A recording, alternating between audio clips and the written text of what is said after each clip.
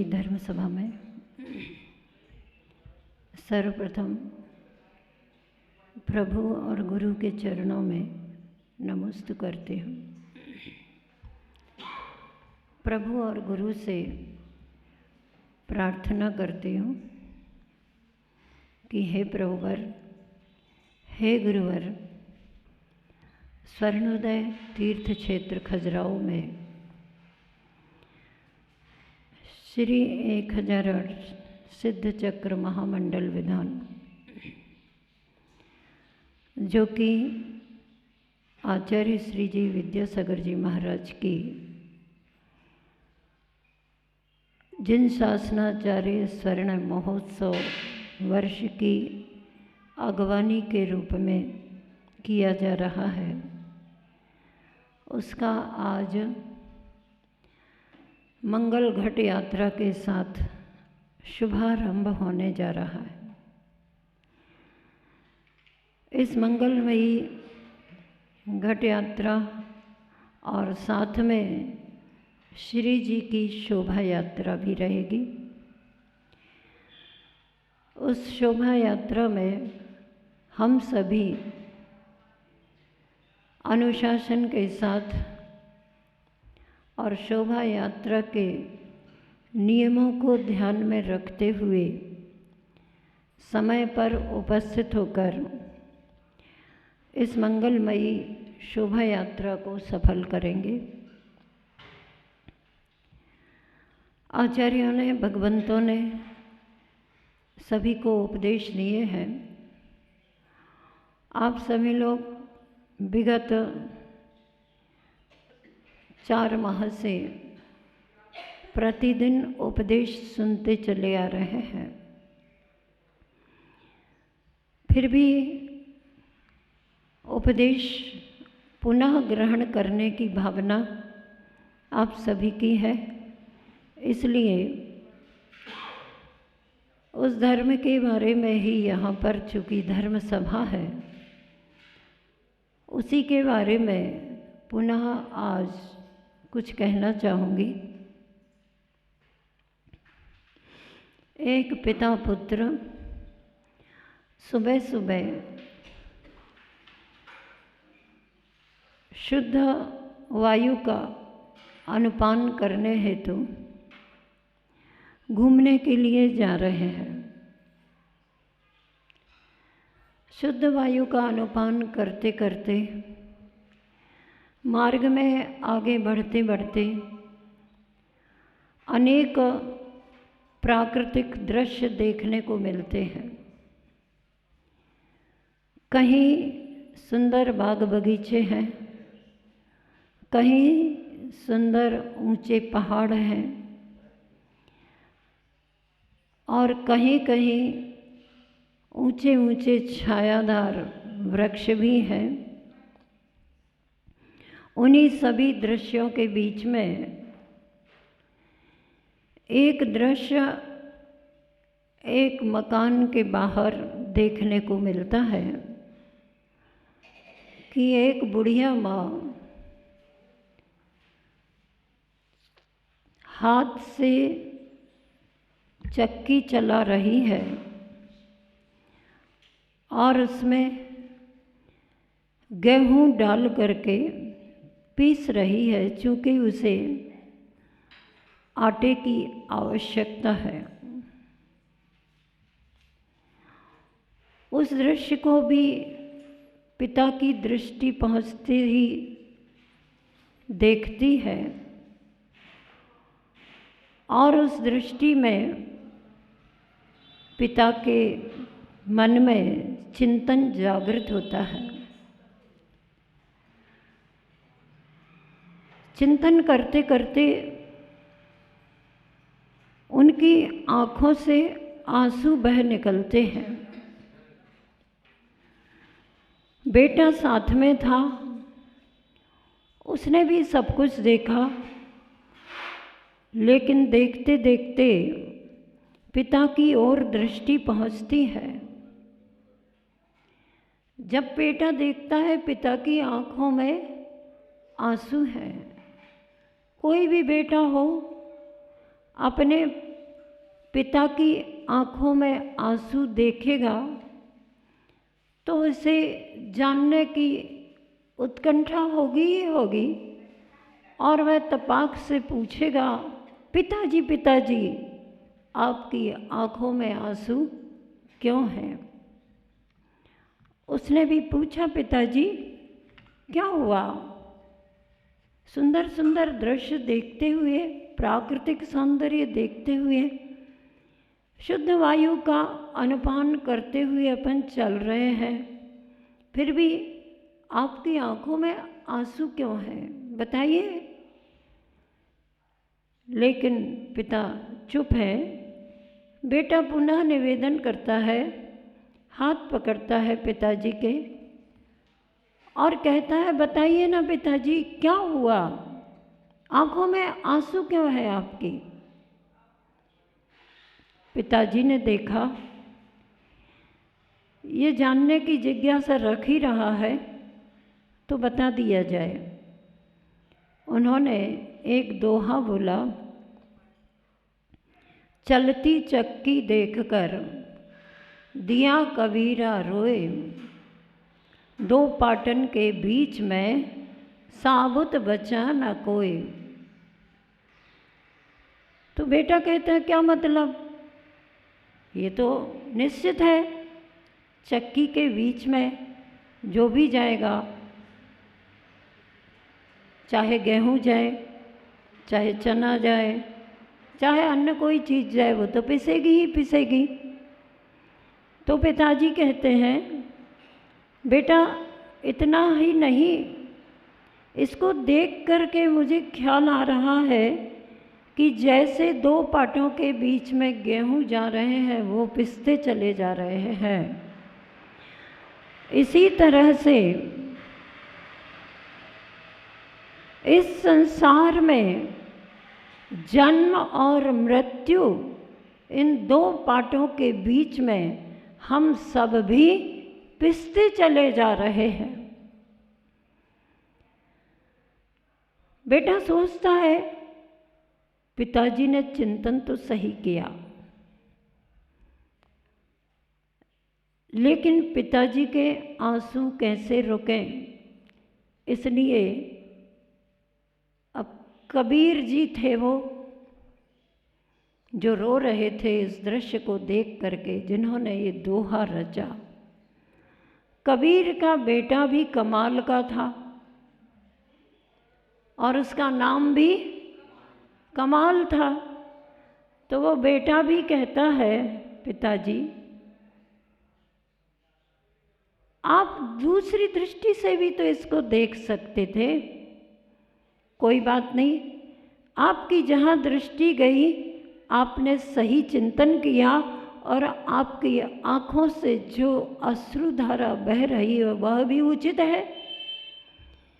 अपने जन्म और मृत्यु के दो पाटों के बीच में अपने पिसने की बात आपको ख्याल में आई। लेकिन पिताजी मैं भी कुछ कहूँ? पिताजी कहते, बेटे कहो। तो बेटा भी कहता है, पिताजी चलती चक्की देखकर दिया कमाल हंसाए, कीले से जो लग रहा बाल न बांका जाए। बात आपको समझ में आ गई, पिता को भी समझ में आ गई और बेटे को तो समझ में आ ही गई थी। पिताजी को भी समझ में तो थी, लेकिन उनका दृष्टिकोण भी सही था। और चूंकि पिताजी के आंसू आए तो उसने भी कुछ पॉजिटिव थिंकिंग रखी और कहा, पिताजी आप इस दृश्य को देख रहे हैं, आपको ये भी पता है कि दो पाटों के बीच में जो गेहूं दाने पिसते हैं जाते हैं वे पिस जाते हैं, लेकिन आपको ये भी तो ख्याल होना चाहिए कि जितने दाने कील के आसपास रह जाते हैं वो पिसते नहीं है। पीसने वालों को पता होगा, पता होगा। आजकल कहाँ पीसते, हाथ से कहाँ पीसते हैं आजकल, कोई नहीं, काम ही नहीं है आजकल, तो सब रेडीमेड है। कि हमसे ये गलत काम हो रहा है, इसलिए हम इस संसार रूपी चक्की में दो पाटों के बीच में पिसते चले जा रहे हैं।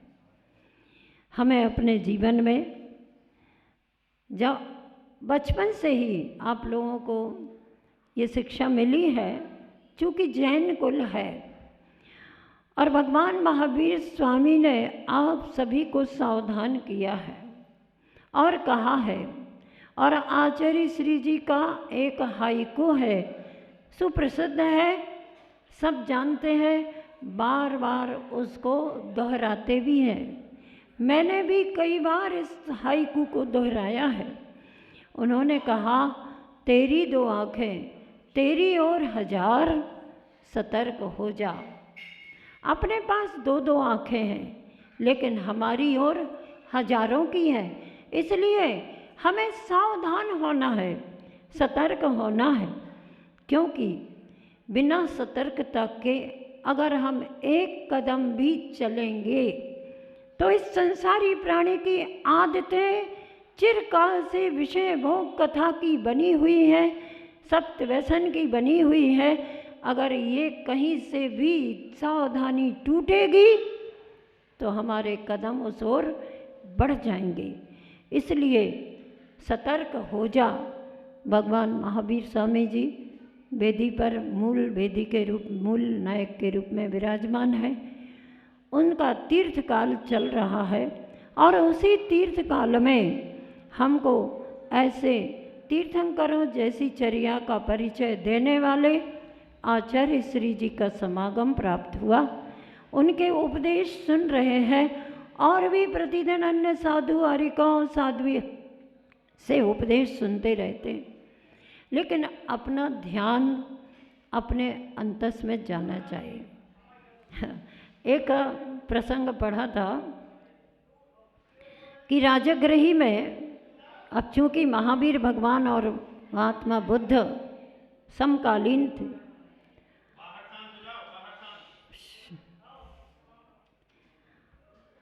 महात्मा बुद्ध उपदेश देते थे और उस सभा में एक व्यक्ति प्रतिदिन आस्था श्रद्धा से चला आता था।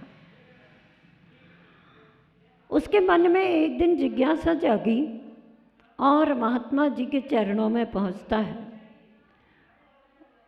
वह कहता है, महात्मा जी आप प्रतिदिन उपदेश देते हैं, कभी कभी हम लोगों को भी लगने लगता है, प्रतिदिन उपदेश देते हैं, लेकिन मैं तो अपने से ही देख करके कह रहा हूँ कि मेरे ऊपर और जितने श्रोता उपदेश सुनते उन सबके ऊपर आपके उपदेशों का असर क्यों नहीं होता? सर पर असर क्यों नहीं होता? ये प्रश्न उसने किया। तो महात्मा बुद्ध ने उस जिज्ञासु से पूछा, अच्छा ये बताओ तुम कहाँ से आए हो? उसने कहा, मैं श्रावस्ती से आया हूँ। श्रावस्ती कितनी दूर है यहाँ से? तो उसने कहा 10 मील दूर है। तो बुद्ध ने कहा, तुम्हें मालूम है श्रावस्ती यहाँ से 10 मील दूर है, और मुझे भी तुमने बता दिया तो मुझे भी पता है कि 10 मील दूर है। क्या इतना जानने से और इतना मेरे सुनने से क्या मैं श्रावस्ती पहुंच गया? नहीं ना। यहाँ से तीर्थोदय स्वर्णोदय तीर्थ कितनी दूर है? आप बताएंगे 2 किलोमीटर, और मैं तो विगत 3 दिनों से, आज चतुर्थ दिन है तो आ ही रही हूँ, विदित हो गया। लेकिन क्या कोई भी व्यक्ति किसी की दूरी बता देने पर वहाँ पहुँच जाता है क्या? नहीं। बोले क्यों नहीं पहुँचे? तो उसने कहा, चलेंगे तो ही पहुँचेंगे ना। बुद्ध ने कहा, तुम्हारे प्रश्न का यही तो उत्तर है। तुम सुनते हो और तुम जानते भी हो, लेकिन उसके अनुसार चलते नहीं हो। चलोगे नहीं तो कहाँ पहुँचोगे, कैसे पहुँचोगे? और चलते नहीं हो इसीलिए सर पर कोई असर सुनने का नहीं होता। बात तो बिल्कुल सही है। हम भी अभी जहाँ तक पहुँचे हैं इससे आगे की भी बातें शास्त्रों में पढ़ते हैं, गुरुओं के मुखार विंद से सुनते हैं, लेकिन सुनने मात्र से हम उस ऊंचाइयों को प्राप्त नहीं कर पाएंगे। हमें पुरुषार्थ करना होगा, हमें संकल्पित होना होगा। प्रायः जैन समाज में, जैन कुल में उत्पन्न 8 वर्ष के जब बालक हो जाते हैं तब से उनको नियमित किया जाता है, तब से उनको संस्कारित किया जाता है, क्योंकि 8 वर्ष के पहले तक की सारी बच्चे की चर्या किस पर निर्भर होती है? माँ पिता के ऊपर निर्धारित होती है, अर्थात पूरा ख्याल उन माँ पिता को रखना होता है। अगर बच्चा कहीं कुछ दुर्जनों के बीच में रहकर कुछ सीख जाए तो उसके पाप का भागी माँ पिता को भी होना पड़ता है। लेकिन 8 वर्ष अंतर मुहूर्त तक बच्चे को इतनी समझ, इतना विवेक जागृत हो जाता है कि वो बच्चा ये समझने लग जाता है what ought to be done and what ought not to be done, क्या हमें करना चाहिए और क्या हमें नहीं करना चाहिए। फिर भी अगर संगति के दौर पर बच्चा नहीं संभल पाता तो भी माता पिता उसको समझाने का पूरा प्रयास करते, लेकिन इसके पहले उन माँ पिता को भी पूरे संभल करके रहने की ज़रूरत होती ही होती है, अन्यथा बच्चे पर असर नहीं पड़ेगा। धर्म का मूल मंत्र आचरण है। अपन कहते ना कि गुरु के चरण नहीं, मात्र गुरु के चरण नहीं, गुरु का आचरण छूओ। और आचरण छूने का मतलब है हम भी उनके उपदेशों के अनुसार अपने जीवन में आचरण को धारण करें, स्वीकार करें। बात यही है कि हर जैन कुल में उत्पन्न सभी बच्चों को 7 सामाजिक अपराधों से बचाने का पूरा प्रयास किया जाता।